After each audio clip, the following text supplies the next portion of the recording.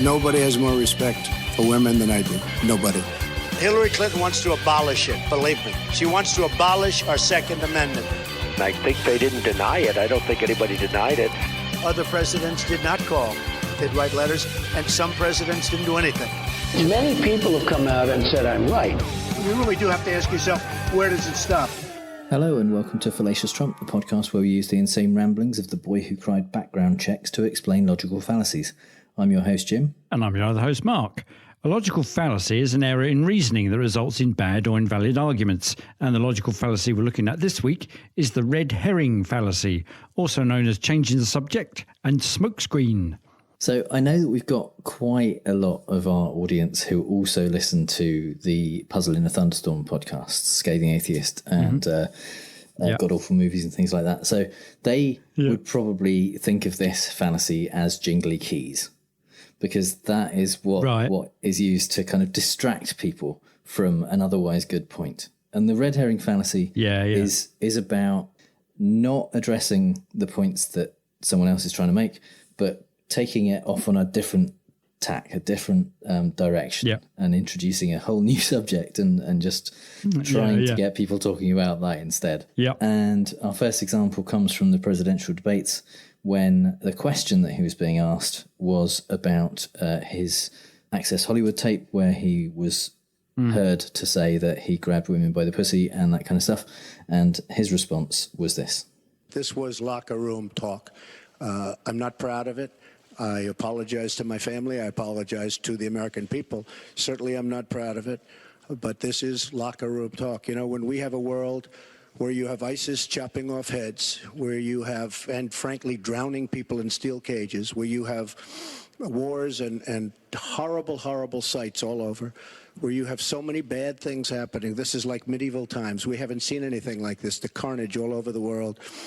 And they look and they see. Can you imagine the people that are frankly doing so well against us with ISIS, and they look at our country and they see what's going on? Yes, I'm very embarrassed by it. I hate it, but it's locker room talk, and it's one of those things. I will knock the hell out of ISIS. Don't just straight onto ISIS. Let's not talk too much about the stuff I said and the implications what I've been doing. But it is kind of, what else is happening over there? And then he sort of does that little bit where he said, if they looked at our country and saw what was going on, I think he'd lost his train of thought there. Basically, he's trying to say, you're having to go at me for this, but that's nothing compared with drowning people in steel cages or even locking up children in steel cages, on the Mexican border.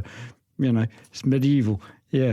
And it's the worst it's ever been. And you go, it's locker room talk, but I'm going to knock the hell out of ISIS. You go, what? It's almost a non sequitur, isn't it? Well, actually, there is definitely a crossover between non sequitur, the fallacy non sequitur, and red herring, because non sequitur is more commonly, colloquially, is used to mean something like this, where it just what you're saying doesn't continue from what was said before. Whereas, as we discussed in our non sequitur episode, the logical fallacy non sequitur talks about premises that don't lead to the conclusion in that way. So it is slightly different, but there's definitely a crossover. So our second Trump example is from his response to when Khizr Khan, the Gold Star family, basically, of the fallen Muslim soldier, US soldier, spoke at the Democratic National Convention and kind of attacked Trump in his speech. And Trump's response, he was asked by George Stephanopoulos on ABC what he thought about it. You have sacrificed nothing and no one. He said you wouldn't have even let his son in America. He doesn't know that. I saw him. He was, very emotional and probably looked like a nice guy to me. His wife, if you look at his wife, she was standing there. She had nothing to say. Maybe she wasn't allowed to have anything to say. You tell me, but plenty of people have written that. She was extremely quiet, and it looked like she had nothing to say. A lot of people have said that. What? When? Who? Well, not only have they said that, but a lot of people have written that. It's just Yeah. What the hell is he doing? So he's not really addressing No, the argument that he hasn't made any kind of sacrifice. They've made this supreme sacrifice of losing their son, and that they think that is unfair. That Trump's policies, as far as Mr. Khan is concerned, wouldn't even allow their son in the country if he was wanting to. Wasn't that around the time that he'd done the no-fly? Yeah, it was all the whole Muslim ban thing was big at the time, and so Trump immediately just derailed it and talked about how his wife probably wasn't even allowed to say anything. Yeah, completely out. And I did say probably looks like a nice guy to me. Yeah. That'd be kind of guy, and he probably looks like a nice guy to me. And you think, what is going on? There's something rattling around inside his head. We've got must defend, alert. Let's come up with something. Well, she didn't say anything, so probably he doesn't let her. And it's not just me. In fact, it's not me saying that. I don't know, but lots of people have written it. Yeah, you tell me. Well, he said a lot of people have said that. Yeah. Yeah. No, they haven't. You have. You just said it. You just made it up. Yeah. So it's, and it is a, never mind this terrible thing that I've just done. Look at this terrible thing in general. Yeah. Over here. Let's talk about something else. Yeah, it is.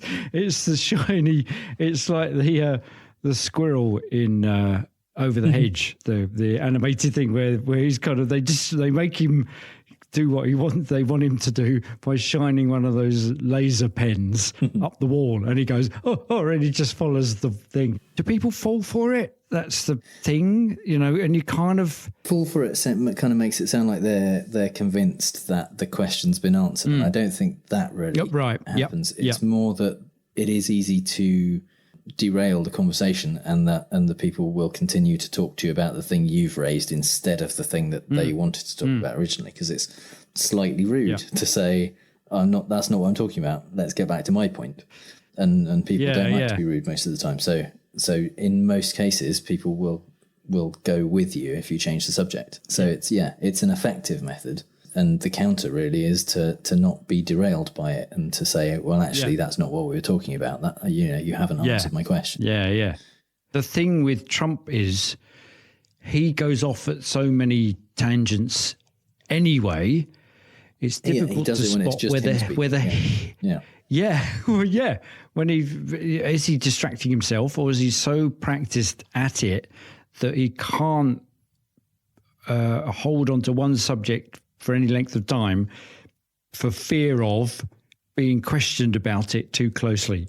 Well, we know he lives in fear of that because he cancels the press conference. It is an ideal tactic for a kind of hyperactive mind to just skip around to different topics, and it will mean that you never really have to spend too long and go into too much detail on any one thing. So that's true. God help us all. And now is the time, I think, for Mark's British politics corner. Well, this week I've got two bunches of things, obviously featuring Boris, the man of the moment. So the one I'm putting up for offering, first of all, for Boris's red herring is actually a smoked herring. So this is which is called a kipper. And so in most of Boris's history with dealing with the EU, he flings in, we've dealt with them before, he flings in these things to distract you away from the fact that he has no evidence or he has no facts to back up his position.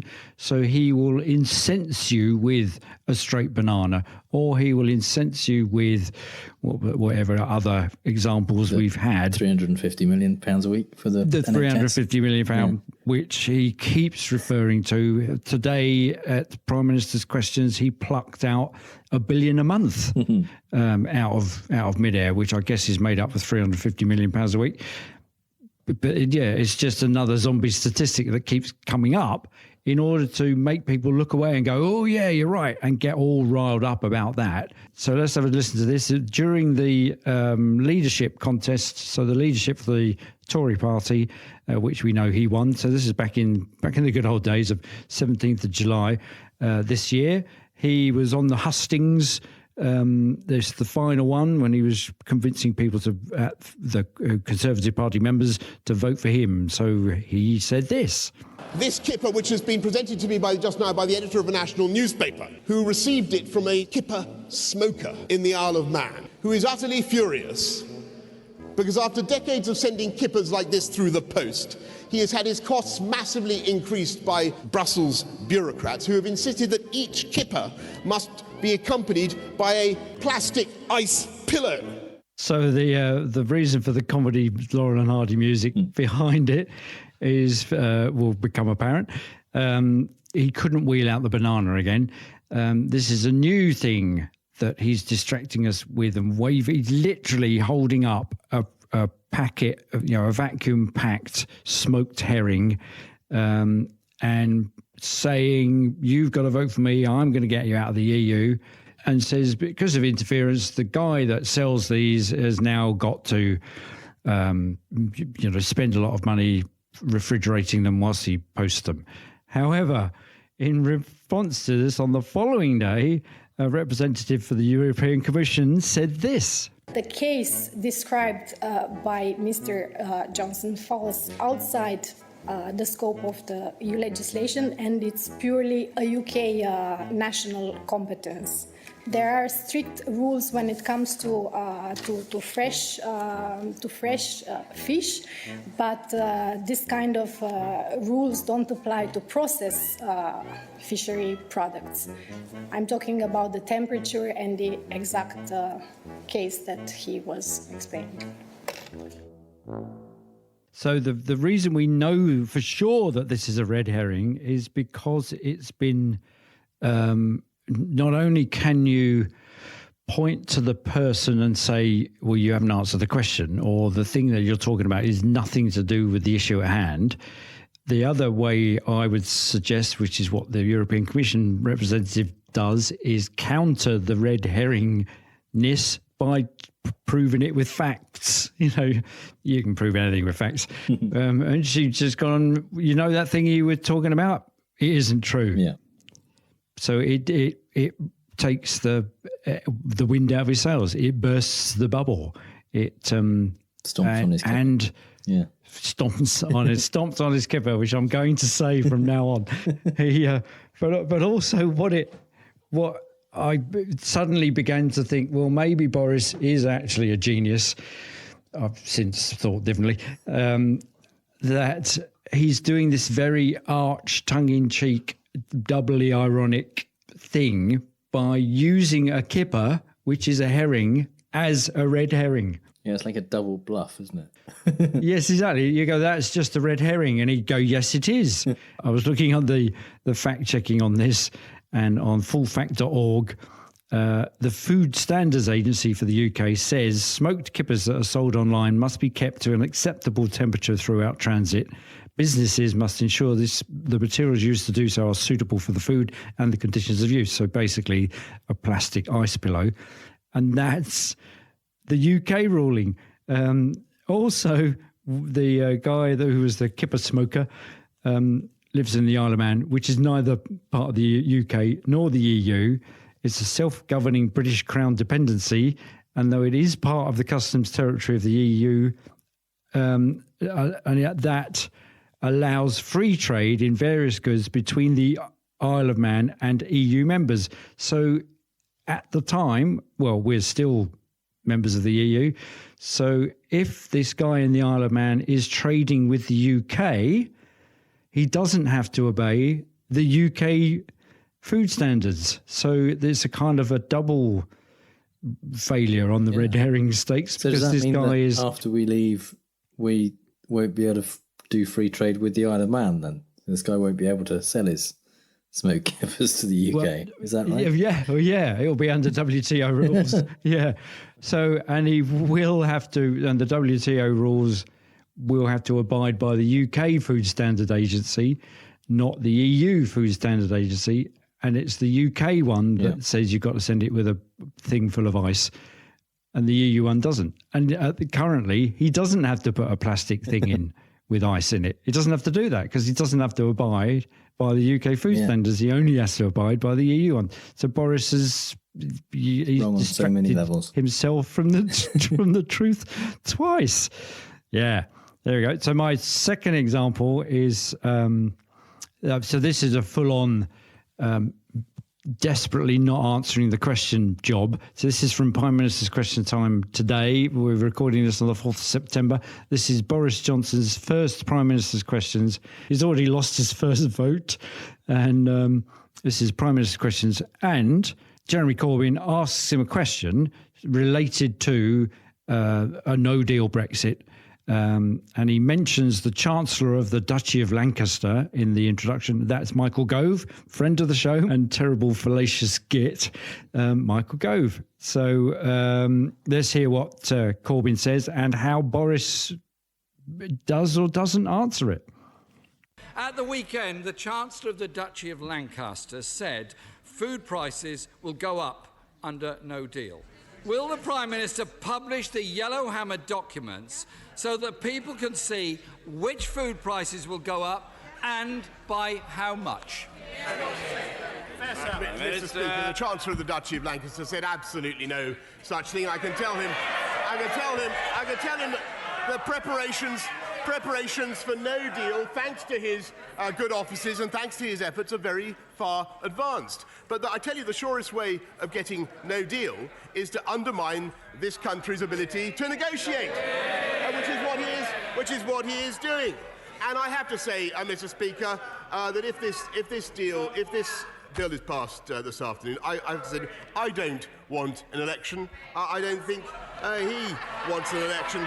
But there's a petition on his own Labour.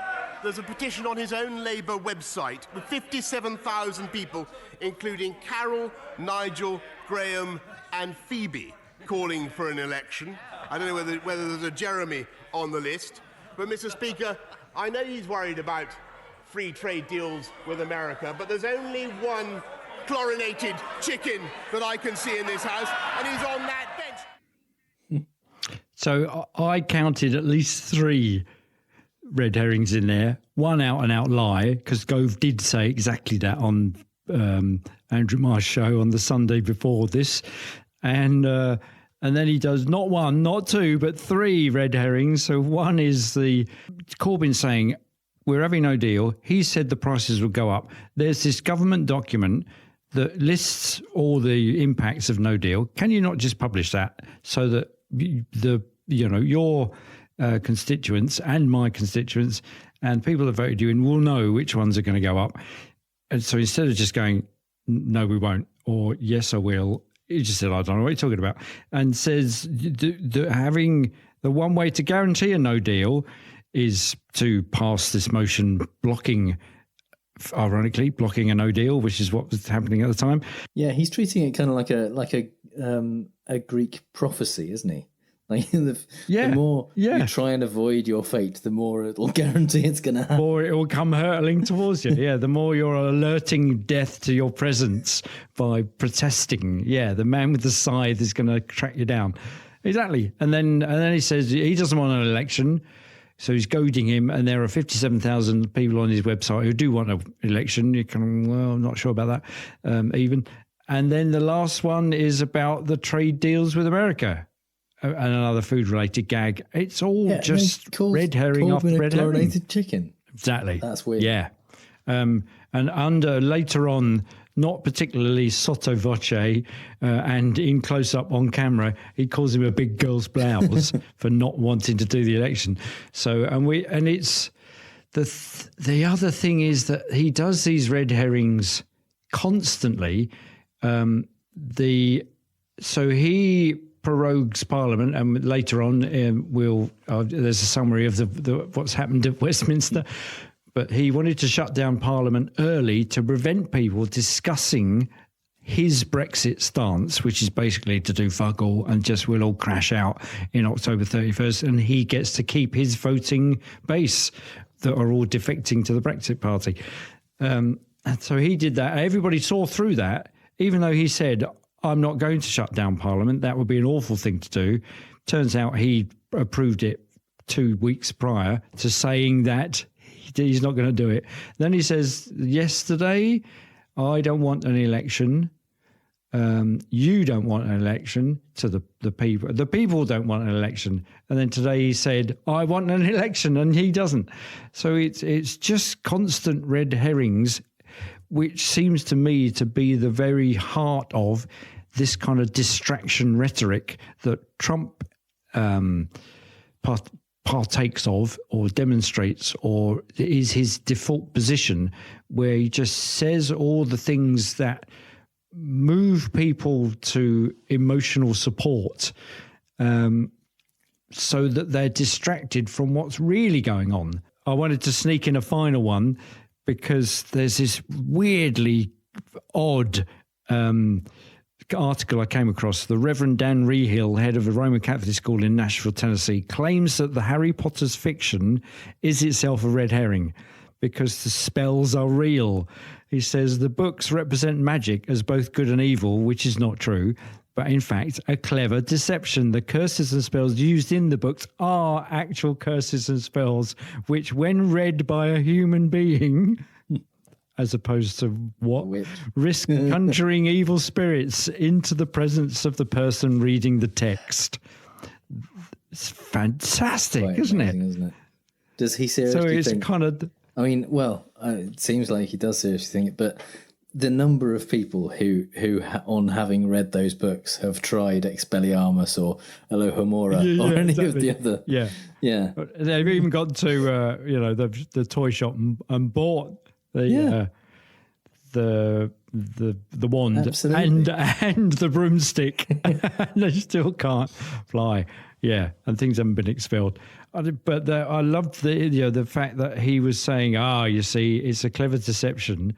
So the J.K. Rowling says she's writing fiction is the red herring to distract you from the fact that she's unleashing demons across the world.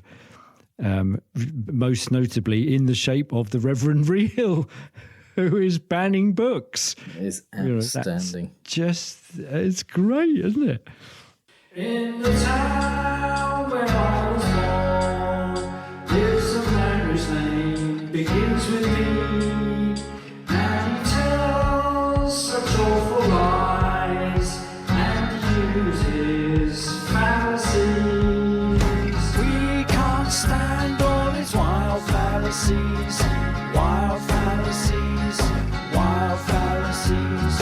We can't stand all his wild fallacies, wild fallacies, wild fallacies.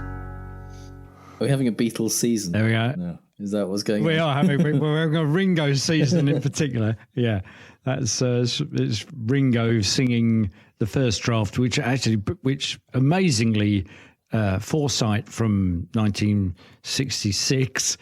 They foresaw Boris Johnson's rise to power, and is even at the tender age of 2, I think he would have been then. That they kind of went, this evil man is going to tell lots of lies. So and it is true. In a town where I was born, lived a man who my mum's where I grew up at my mum's. Their MP, if she's not around anymore, so he's not there. If she was still alive, she'd be turning in her grave. The local MP is Boris Johnson. Wow. So there you go. Yeah. So in the Fallacy in the Wild, we like to talk about the Fallacy of the Week from a non-political perspective, and it's very slightly political, this first one, because it's a clip from Family Guy where Lois is running for mayor against Mayor West, and they're having this town hall meeting, and one of the people in the crowd asks this. Mayor West, if re-elected, would you increase the frequency of garbage pickup? Well, citizen, that's an excellent question, and I thank you for it. I think it's great we live in a town where you can ask questions, because without questions, we just have answers. And an answer without a question is a statement. Oh, I like him. He looks me in the eye. That's great. Yeah, the late great Adam West there, completely distracting everyone from the question that was asked by talking about questions themselves. Talking about how brilliant questions are. Yeah, that's the ultimate. It's like a meta red herring, really, isn't it? Yeah, it is, isn't it? Yeah. And he sounds even more like Batman when you can't see the pictures. That was so good. That was great. Yeah. Sticking with the animation theme, we have a clip from The Simpsons. And this is from an episode of The Simpsons where there were several vignettes of Bible stories which were playing out with the Simpsons characters. And this one is in an Exodus story where Milhouse is Moses and Lisa is kind of advising him on getting out of Egypt. Well, Lisa, we're out of Egypt. So, what's next for the Israelites? Land of milk and honey? Well, actually, it looks like we're in for 40 years of wandering the desert. 40 years? But after that, it's clear sailing for the Jews, right? More or less. Hey, is that manna?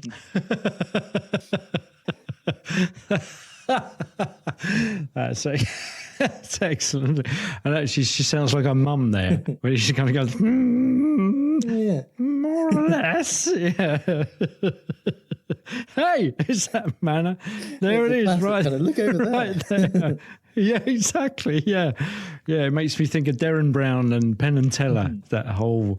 Yeah, it is the deception thing, isn't it? Absolutely. Yeah, the red herring fallacy is basically conversational misdirection. Yeah, and we watched some of that when we went to the critical thinking weekend, and they had a guest magician, didn't they? And some of which we all just went, oh, wow, that's amazing. And meanwhile, you're going, yeah, I think I know how he does it, because you hadn't been distracted at all. And I'm going, look, he just pulled something out of the air. And they go, yeah, well, that's because he's doing something else over there. You fool! Stop looking at what he's doing. Look at what he wants you not to see. Of magicians, kind of, you really have to train yourself to not look at what you're doing, because if you look at what you're doing, everyone else looks at what you're doing. So the magician has to kind of look somewhere else, look at a specific member of the audience and kind of point people's attention towards that. Yeah, I fell for it every time. Every time. Yeah, meanwhile, you're working it out.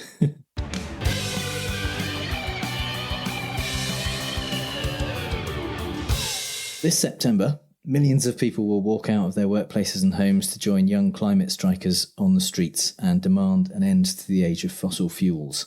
So on the 20th of September, if you want to join in, go to globalclimatestrike.net and find out more about it. We are obviously in favour of combating climate change and raising awareness of this kind of thing.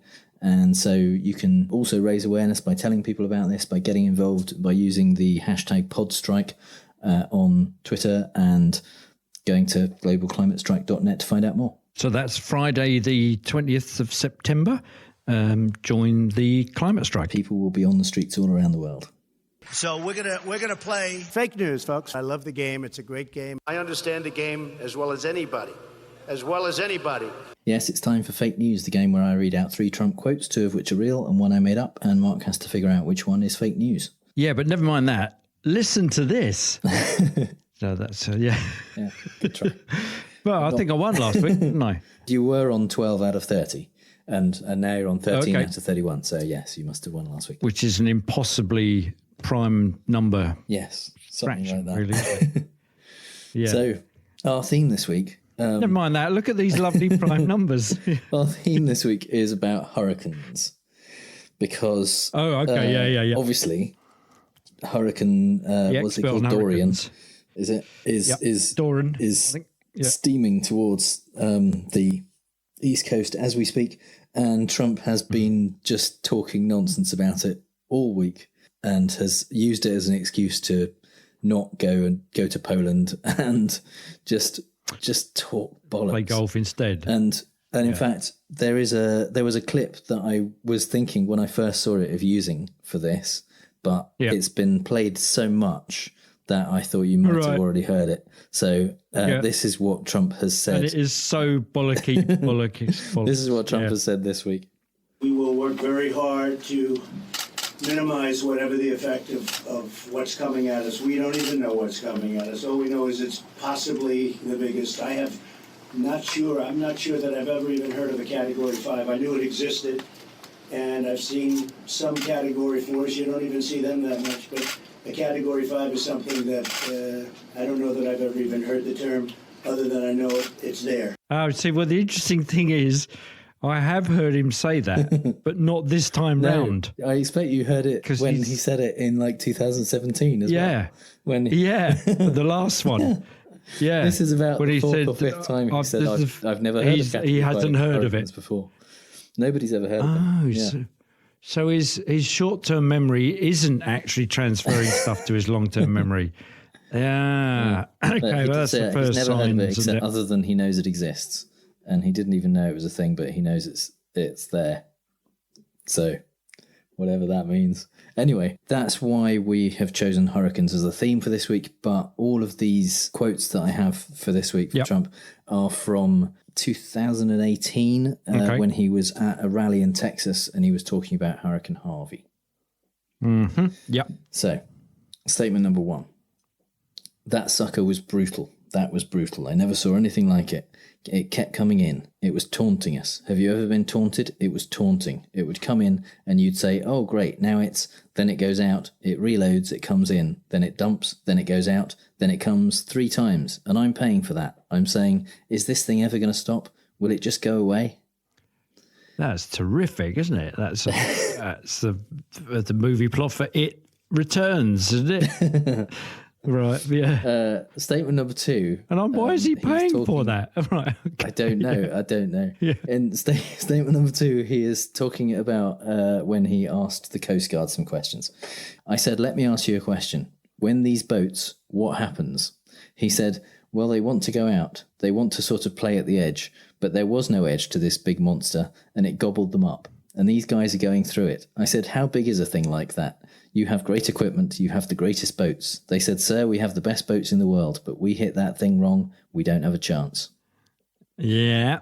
Okay. You can tell he's making stuff up when he adds in sir. Yeah, he said that. They said, sir. Yeah, you know that nobody ever says that because nobody calls him sir. Statement number 3. They called it Harvey. Sounds like such an innocent name, but it's not innocent, believe me. You know as well as anybody, bad things can happen. It's called Mother Nature, and nobody's ever seen anything like it. It pulled houses out by the roots, like a tornado, like a 50-mile wide tornado. They couldn't get rid of it, and they said it was, I guess, the biggest water dump in the history of our country. Okay. But I like that number 2 when he says, when these boats, what happens?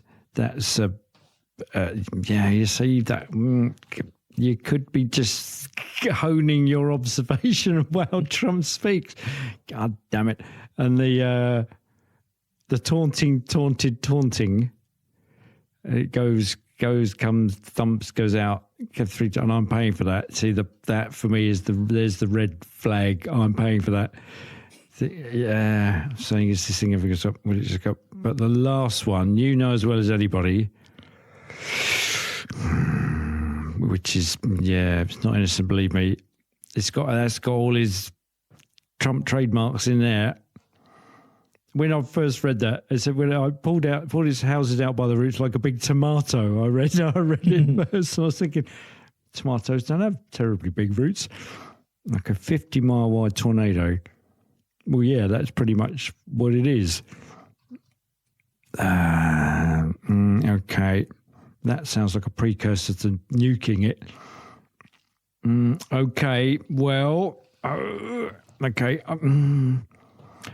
I think that number 3 is the one that you made up.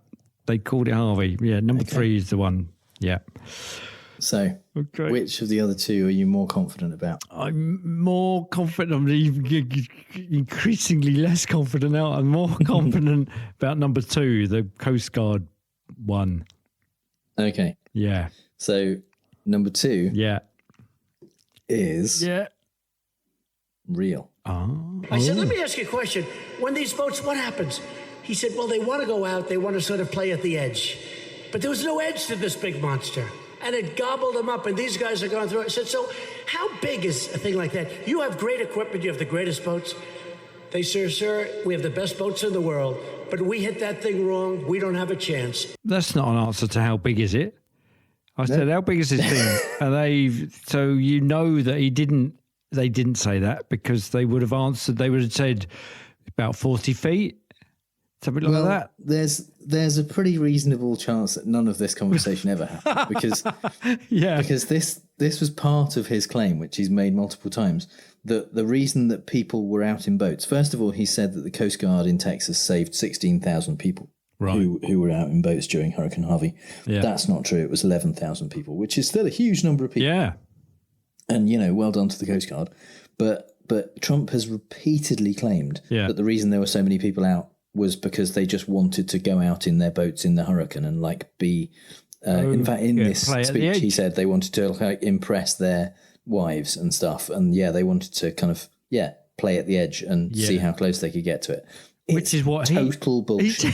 Which is just what he wants to do, isn't it? He wants to. It's not what in the Coast Guard Putin-esque said. It's kind not of what way. The people, the authorities that needed in Texas rescuing have said. What they've said is, people were already out in boats. Yeah. When it came along. Yeah. And also, people took their boats out to help other people. Yeah. They were going to rescue people. Yeah. And some of them got into trouble and had to be rescued by the Coast Guard. But they were being good Samaritans. They were rescuing their friends and they were rescuing complete strangers. They were taking their boats out to try and help people in trouble. They weren't going out to just play on the edge of the hurricane.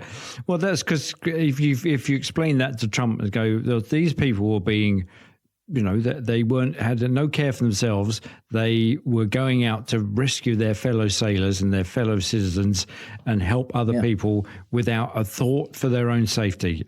If you said that to Trump, it just would not go in. No. He wouldn't get it at all. He'd just go, well, it hasn't gone in because he's been told multiple times and he keeps saying it. Yeah. He's just plus also he would like to do that. So, and ironically, he does say, I would be the first there. Next hurricane, you get me there. Next serial killer, next shooting in a school, I will be there. The first one, leaping up, diving in front of to save kids with a gun. But there's been several since he said that. He's not been to any of them, has he? Not at the time they were happening. He's just gone to Toledo instead. Yeah. So, you also think that number 1 is real? Yes. And the brutal sucker.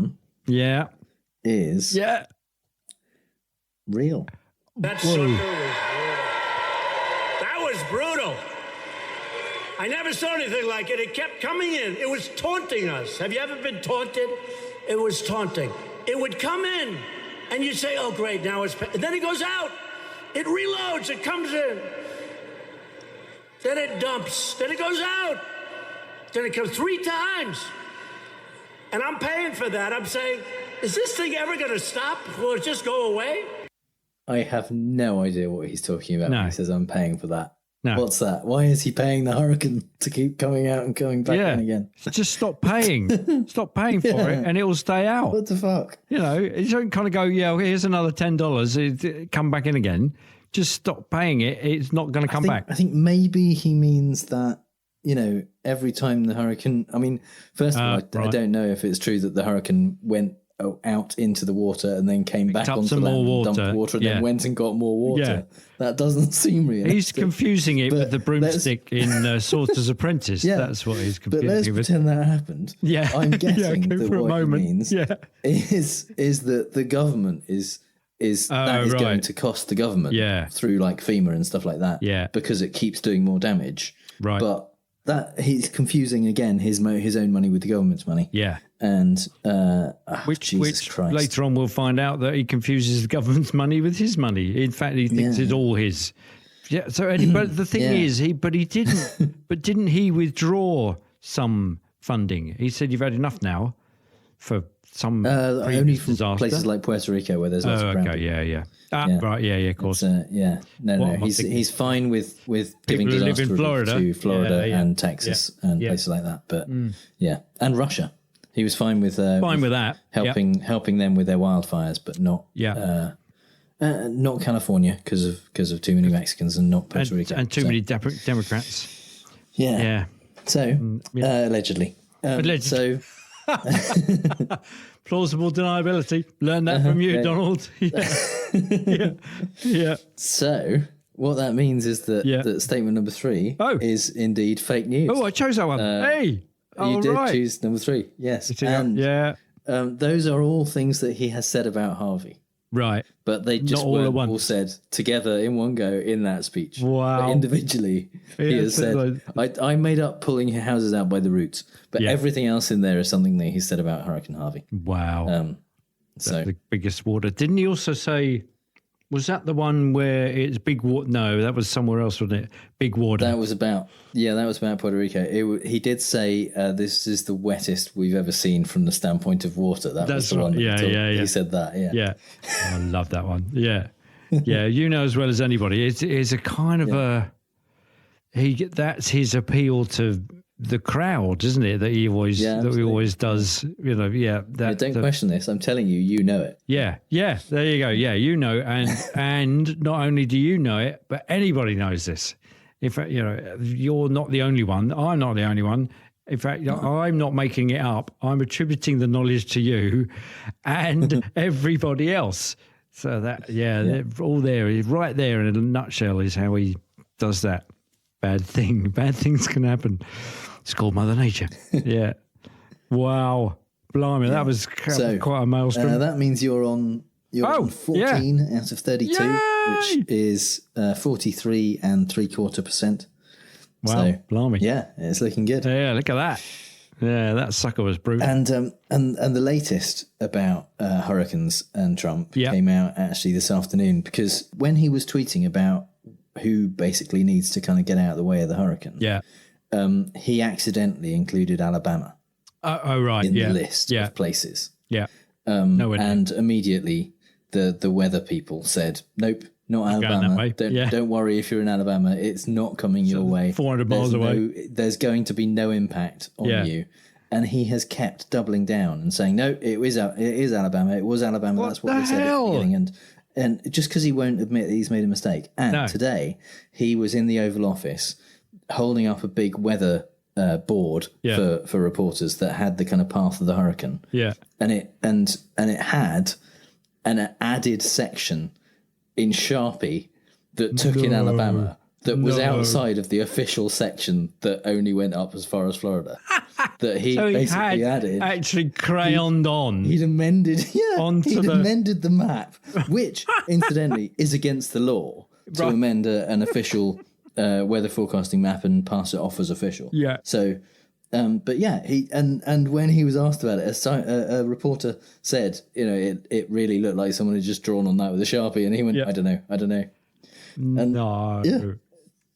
It's amazing. So he is so fragile. He cannot admit that it wasn't actually Alabama. He is basically calling all of the meteorologists liars and saying, it's definitely Alabama. He's taking on weather. It's Canute, isn't it? He's going, it's going to go down to Alabama, and the weathermen are going, you can't do your Toledo when it comes to warning people. Lots of people live in Alabama. They're all going to be clogging up the highways to get out of Alabama. Where are they going to go? The neighboring states are going to, welcome them in, and nothing's going to happen. So don't frighten people unnecessarily, is what they're basically saying. And he's going, no, they're definitely going to Alabama. Look, he when he gave a press conference earlier on, he said that they did say it was going to be Alabama, and they said it was like a 95% chance it was going to get there. And it's just, none of it is true. No. All of the actual scientists are saying, nope, that's not true. That isn't what we did. No. And here's the official map of where we said it was going to go. Completely went the other way, and he's just drawn a big arrow and pointed it at Alabama, spelt wrong, in the wrong place, like drawn Alabama on. I mean, that was the most impressive thing of the Sharpie on the map, really, was that he knew where Alabama was. Yeah. I mean, he didn't draw it. It did. No. Yeah. He got one of somebody that... You reckon he got one of his acolytes to draw on a map? Yeah. Or to say, where's Alabama? Well, it's right there, sir. Well, what shape is it? Okay, so all I need to do is put 3 lines on the outer of this spiraling 50 mile wide tornado. And does anybody got a grey Sharpie? No, I'll just use black. Nobody will know. Nobody will notice. It'll be fine. Yeah. It's just, I've got a picture of it. It's proof. You've just drawn a picture. You've just drawn a picture of a hurricane, of what you think a hurricane looks like. Just drawn a cow flying through the air. Exactly. And a wizened woman pedaling on a cycle going, yeah, I'll get you, my pretty...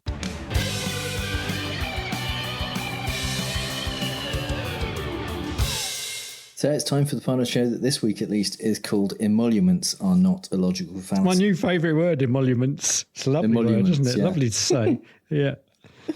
So Mike Pence has been in Ireland this week, and his meetings are in Dublin, which is on the east coast of Ireland. Yeah. And capital of the Republic. He's not staying in Dublin. He is staying on the west coast of Ireland, about 150 miles away from Dublin, and commuting to Dublin. Why? Because he is staying in Trump's golf course property at Doonbeg in County Clare. Okay. Because who knows why? Because Trump would quite like some money, please. So right. Oh, he didn't just go, oh, well, look, I've got a property in Ireland. Why don't you stay there? And then Pence going, well, it's fucking 3 hours away. How am I going to get to work? He did say, I've got a property in Ireland. Why don't you stay there? Right. But he wasn't offering it as like a freebie. Oh. He was offering it as a why don't you pay me to stay at my property kind of thing. According to Pence's chief of staff, Mark Short, he suggested it. He said you should. It's kind of like you should stay at my place rather than saying you must go to Doonbeg. But you know, he is the president, so And so Pence is taking an hour flight by helicopter across Ireland to go to his meetings in Dublin, so that he can stay at Trump's golf course property and not with the president of Ireland. Yeah. Or I've been to Dublin a couple of times. I don't want to brag, but I stayed in a really quite nice hotel there because I was doing a job. I was working there. Yeah. And there are places in Dublin and in the surrounding area that you can stay, even if you're the vice president. And the Secret Service will be there and will look after you, and it's all fine. Yeah. It's not the only place in Ireland that you can stay that would be protected and safe. And because they have their own government, the Taoiseach, or however you spell it, which looks strangely... I have no idea how it's pronounced. Looks strangely more Chinese. It looks more Chinese than Gaelic. And they have a premier, a lead politician who's in charge of the whole thing. He lives in Dublin, I'm hazarding a guess. Yeah. In a presidential style building with lots of security. Surely it would be easier just to stay there. Probably put them up. Yeah, just stay here. The original argument from Pence's team, from Mark Short, was just that it's a convenient place. It's it's in Ireland. It's in this right country.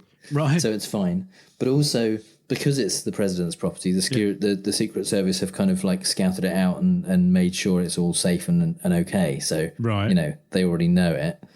Also, Pence's family, like ancestrally, come from Doonbeg. They come from that area. So he wanted to stay local to there. And apparently he was planning on visiting a restaurant that is owned by a distant cousin of his. Right. Is any of that None true? of these, obviously, are reasons. No. Apparently, yes. Oh, apparently okay. that is all. I don't, as far as I can find out, that is all true. But not a reason to stay 3 hours away from where you are supposed to be having meetings. Because you've then got to organise a flight or transit. Mike Pence has taken his wife, who he calls mother, and his mother. I don't know what he calls his mother. That must get confusing. Mrs. Pence to Ireland. Yeah. And and apparently he is paying for their accommodation. He's obviously he's on the government dime himself. But he's paying for his relatives' accommodation. But of course he's paying Trump for that.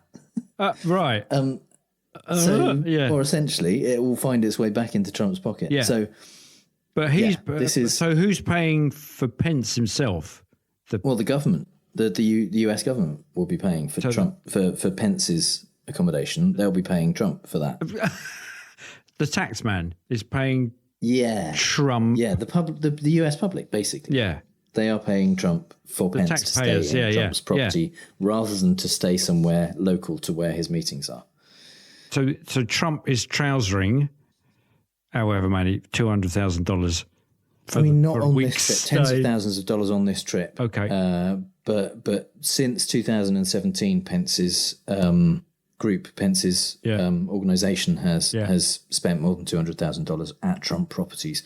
Obviously, Trump has spent a huge amount of money at Trump properties, staying at Mar-a-Lago, because it's not just him staying. He could probably get it free, but he charges the Secret Service to stay there, and he charges other members of his entourage to stay at when he's at Mar-a-Lago or at Bedminster or any of those places. The money that cost goes to Trump through his organisations. Right. So the emoluments is the thing that stops you doing that. Well, there is a rule. There is a rule against those doing those kind of things. Surely, there are two emoluments clauses in the Constitution. One is the domestic emoluments clause, and one is the foreign emoluments clause, basically. And the domestic emoluments clause is basically it authorises a fixed salary for the president, and says that cannot be augmented by Congress. So Congress can't vote to give him more money for stuff, and he is not allowed to, as president or any high up federal officer, basically, to receive within that period any other emolument from the United States. So he is not allowed to get more money from the federal government. Even so, basically, you can't claim expenses beyond the salary that you're being paid, because that's you can claim expenses because you're not getting extra money. You're just claiming back stuff that your job has cost you. Okay, yeah. But what you can't do is, for example, direct people who are visiting you in Washington to stay at your Washington hotel. If you're a hotel owner, for instance. Or suggest that the vice president stays in your Irish hotel. Yeah. Or that the next G7 summit stays in... Well, his attempt to get the next G7 at his Doral golf club, that one is the foreign emoluments clause. Oh, okay, yeah. Because with the foreign emoluments clause, you are prohibited from accepting any present emolument, office or title of any kind whatsoever from any king, prince or foreign state without Congress's consent. So by doing that, he is basically getting the 6 other countries in the G7 to send their people to stay at his hotel and then charge him. Pay him money for that. Those governments are paying him individually, and he is making money off that. Wow. So that's against a totally different law. Right. Okay. Right. Yeah. Never one to do things by halves. Might as well do. No. Yeah. You're going to, what's an emolument among friends? Yeah. And then there's other issues which are a bit more of a grey area, not quite so clearly illegal, but definitely unethical. Right. Such as, for example, Bill Barr, the Attorney General, booking a holiday party for this Christmas and presumably, I don't know, Thanksgiving or New Year period, for 200 people, basically an office Christmas party at Trump's hotel in Washington, which is going to cost him about $30,000, which again will be going into Trump's taxpayers pocket ultimately. And that is that coming from Bill Barr's pockets?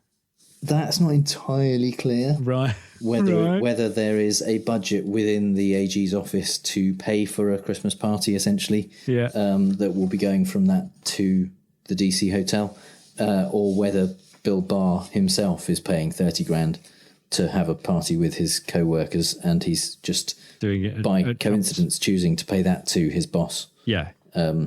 Instead of to another hotel. Kind of think one of the things that apart from the fact that it's illegal, it's very expensive staying at a Trump property. Yeah. Why would you want to? Why would you voluntarily? Well, there's the answer.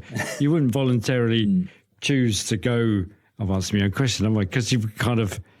We saw an interchange somewhere on Twitter, I think, when it said, the president isn't drawing a salary, dumbass.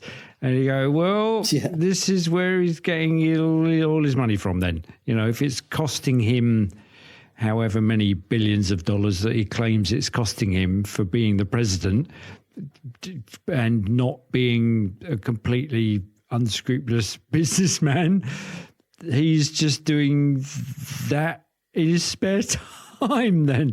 It's just, what? So, no, I'm no longer an unscrupulous businessman. And the other thing is, for example, with Doonbeg, not only is he getting the value of that trip and all of Pence's entourage staying there, he's also getting global publicity. Yeah, of course. Yeah. So the golf course and hotel, which according to UK tax office records has been losing money over the last 4 years, gets global recognition and advertising for nothing. Because exactly. Because it's all. That's Trump's golf course. That was quite nice. Yeah. And so every shot of Mike Pence getting into a helicopter strangely has the Doonbeg property in the background. What the hell? So anybody doing anything about it? Oh no, don't be need I ask? He's only breaking an article of the Constitution. Why would anyone? Do anything about it? And finally, some things we really don't have time to talk about. Trump's longtime personal assistant and recent director of Oval Office operations, Madeleine Westerhout, got a bit tipsy at an event recently and told reporters, among other things, that Trump doesn't like having his photo taken with his daughter Tiffany because he thinks she's fat. Apparently, revealing something that ironic is a firing offence, and Miss Westerhout is now looking for another job. Trump then invented a new kind of tweet, which I'm calling a forgiveness threat, tweeting, "While Madeleine Westerhout has a fully enforceable confidentiality agreement, she is a very good person, and I don't think there would ever be a reason to use it. She called me yesterday to apologise, had a bad night, I fully understood and forgave her. I love Tiffany, doing great." Yeah, sounds like he's moved on already. And since he's not able to write 280 characters without telling multiple lies, of course it's not fully enforceable. Getting federal employees to sign confidentiality agreements is pretty much the definition of prior restraint of speech, which is prohibited by the very First Amendment. The Federal Election Commission is a good thing, right? Ensures that elections are conducted properly, that no malfeasance is committed during those elections, and investigates interference in past elections and during preparations for upcoming elections. A body whose rules states is made up of no more than 3 Democrats and 3 Republicans. Pretty good way to ensure impartiality, hey? But of course, if you want to prevent investigations into, say, campaign financing, then is it me or is it a weird coincidence that since Touche Turtle's evil twin and hater of campaign finance laws, Mitch McConnell, became Senate Majority Leader in 2015, not a single commissioner nominated at the rate of 2 per year has been confirmed? And now that Matthew never stepped inside a courtroom, Spencer aborted Trump federal judge nominee Peterson has resigned from it, the FEC is inquirate and cannot actually operate or enforce anything. Election year next year? Coincidence? Perhaps Touche Turtle and Dum Dum aren't so dumb. Evil? Definitely. Touche Turtle. That's even more niche than Victor Kayam. That's great.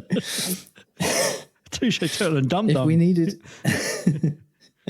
If we needed any further proof that Trump doesn't understand hurricanes, nuclear bombs, or anything else really, we need look no further than the multiple occasions on which he has apparently suggested nuking hurricanes to stop them before they get to America. Axios documented several briefings where the president presented this brilliant plan. On one occasion, according to a source in the room, you could hear a gnat fart in that meeting. People were astonished. After the meeting ended, we thought, what the fuck? What do we do with this? Sure, Trump can't be expected to know that hurricanes release more energy than a 10 megaton bomb every 20 minutes, but it doesn't take a very stable genius to understand that the radioactive fallout from the bomb would then be carried onto land by the hurricane and liberally distributed throughout its path. Like it would be contained within, like, say, like a whirlwind. You know, yeah, that's like right. a 50-mile wide tornado. Yeah, going very fast. If you're going to tip things in, it's going to get blown all over the place. Say like cows and old women on bicycles, houses torn up by their roots. Let's put a bomb in there. Where does that stuff all end up? Yeah, it just disappears. Yeah. But he's been watching the time tunnel or something, hasn't he? That's really, yeah. Meanwhile, down at the Not Wall, the Not My President has ordered officials to ignore environmental rules, fast-track construction contracts valued at billions of dollars, and take the land needed by eminent domain. Basically, to do what he's did ever since he started in real estate. But instead of fining, jailing and bankrupting them, he promises he'll pardon them. Yeah, okay, two things about that. That's not good. And would anyone believe any promise Trump makes anyway? In answer to queries as to whether this was true, Deputy White House Press Secretary Hogan Gidley told the Washington Post, Donald Trump promised to secure our border with sane, rational immigration policies to make American communities safer, and that's happening everywhere the wall is being built. Which is rather carefully worded, because whilst those policies are not sane or rational, or indeed making anything safer, that's okay, because the wall isn't being built everywhere across 450 miles of border. Certainly not where those policies are being enacted. Right. Trump tweeted classified military information last week. No, it's not the first time, not by a long way, but this time he did it just to troll Iran, which seems like a new milestone of sorts. You see, Iran tried to launch a satellite, but the rocket exploded on the launch pad. Trump received a very detailed, extremely high-resolution spy satellite image of the launch pad, complete with annotations by US intelligence in his highly classified intelligence briefing. Naturally, he snapped a photo of the satellite image with his phone and tweeted about it. Astronomy experts have used the image to identify which satellite it came from, and no doubt enemies of the US are poring over it to see what they can tell about the technology that made it possible. Tweeting national security secrets to own the Muslims. Vote for me. In the presidential limo, very expensive, made of steel, space steel, Trump has one of those yellow plastic steering wheels with the squeaky horn and the pink stick shift on the side affixed to the bulletproof glass by a big sucker, so he can feel like he's actually in control and can steer when things look bad. Similarly, at the G7 summit, they gave him a Fisher-Price phone like the one in Toy Story to make him feel connected. Bad news, though, it had made in China on it, so of course he got a real call from China and told everybody he'd won the trade war and China were going to come to the table and they had a deal. Cue stunned G7 summit attendees. But despite Trump and Mnuchin tweeting that it was really real, for sure, double pinky promise, it wasn't. Geng Shuang said it wasn't, and he should know he's from China's foreign ministry. Instead, two White House officials have said Trump was eager to project optimism that might boost markets and conflated comments from China's vice premier with direct communication from the Chinese. You know, like when parents explain away their god-awful child's sociopathic behaviour when they visit your house. Could it be that Trump was genuinely confused about communications coming from China? Yeah, sure. Could it also be that he's desperate for a win after virtually an entire presidency of failures? Yeah, there you go. That's it. Since we're totting up laws broken by the president in just this episode, lying to boost the stock market, which you almost certainly have investments in, Yeah. is against the law. Isn't that? Yes, that's the very definition of insider trading, isn't it? Yes, yeah. A new book by Lonnie Bunch, the founding director of the Smithsonian's National Museum of African American History and Culture, reveals some details about Trump's visit to the museum in 2017. After refusing Trump's request to close the museum for his visit on Martin Luther King Jr. Day, Bunch was told by Trump's aides that he was in a foul mood and didn't want to see anything difficult. Bunch writes, quote, "The president paused in front of the exhibit that discussed the role of the Dutch in the slave trade. As he pondered the label, I felt that maybe he was paying attention to the work of the museum. He quickly proved me wrong. As he turned from the display, he said to me, 'You know, they love me in the Netherlands.'" That's brilliant, isn't it? Also horrifying. Also not true. They don't love him. No, nobody loves him anyway. Nobody loves him. But anyway. no, they've done polls and they don't like him in the Netherlands at all. Okay, here's a brief update on the Shizer Krieg that's going on in the UK, as promised, and it's especially translated for our American listeners. Boris has raided the tuck shop, so no one will get any scoff except him and his posh chums. To prevent anyone finding out, he has asked the royal headmistress to close the school early, almost as soon as term starts. Some of the prefects in Slytherin don't like this. They're used to having a bicky at 11s, and they have said they will gang up with the middle-class day boarders in all of Griffel Cloughpaw, who never get any bickies and think they should be shared with the many, not just the few, and change the locks on the school gates so Bozza can't even lock them. Yarboo sucks. Bozza's got into a bit of a bish about that and said if that happened, he'll pile all the sweets and bickies he took in the playground and shout, "Bundle!" As we record this, the changing the lock strategy has been agreed upon by most kids. The date set for shouting bundle isn't going to be agreed on because they know that fatty mophead pants on fire Bozza is a sneak and is bound to cross his fingers and say Faynights when he's out of earshot. Meanwhile, head boy Specky Four Eyes Rees-Mogg the Haunted Pencil has been caught lounging on the sofa in Matron's office and putting his feet on the furniture, closing his eyes and everything, even while she's talking. And worst of all, he says he doesn't care, so no. I hope that's made it all perfectly clear. Yeah, I don't know about Americans, but I don't know what's going on. Okay. Usually Mark gets the last story, but just before we recorded tonight, our favourite idiot, Jacob Wall, started trending on Twitter. Yay. At first, I thought maybe he'd put up another Instagram photo claiming he's in a new exotic location while standing in front of the same fence he stood in front of when he said he was in Tel Aviv and also Belarus. But no. After years of trying, it seems young Jacob has finally succeeded in attracting the attention of law enforcement and is wanted for felony arrest in California. Hurrah. Is it for attempting to frame a mayor for sexual assault, slandering a former FBI director, filing a false police report about death threats he sent himself, fraudulently acting as a private investigator without a license, using the images of Oscar-winning actors on his fake company website without permission? No, none of that, and I could go on. He's wanted for unlawfully selling unqualified securities. But I don't know what that means, so I can't make a joke about it. I think it's probably something to do with his insecure qualifications. Possibly.